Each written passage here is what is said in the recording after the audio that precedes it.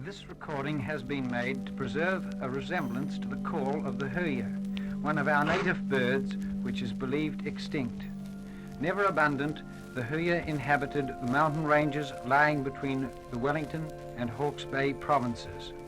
To both the ornithologist and the layman, the Huia, with its straight bill on the male and its longer curved bill on the female, was an object of unusual interest.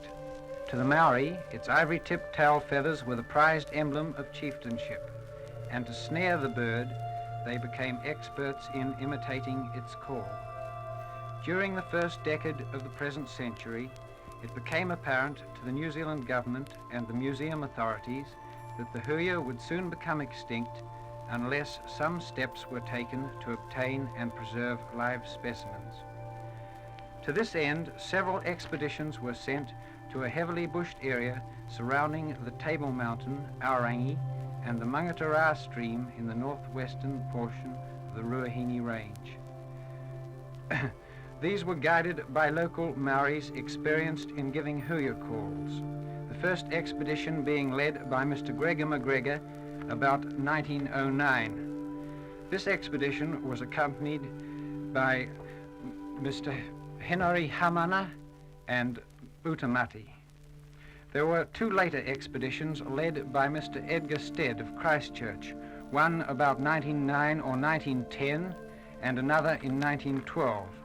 These expeditions were accompanied by Messrs.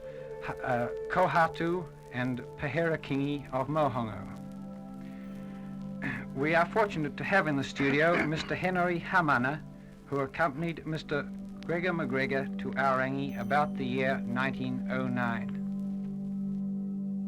Mr. Henry Hamana will now give us his Huia calls. Let us imagine two birds are feeding on a rotten tree.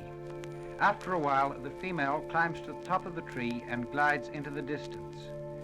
The male bird calls with the following notes.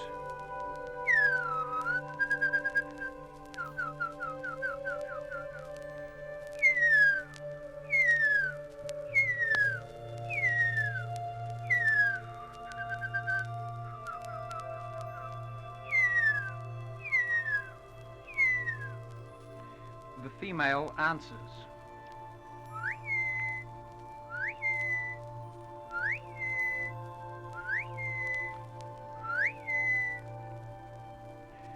After this, the male replies.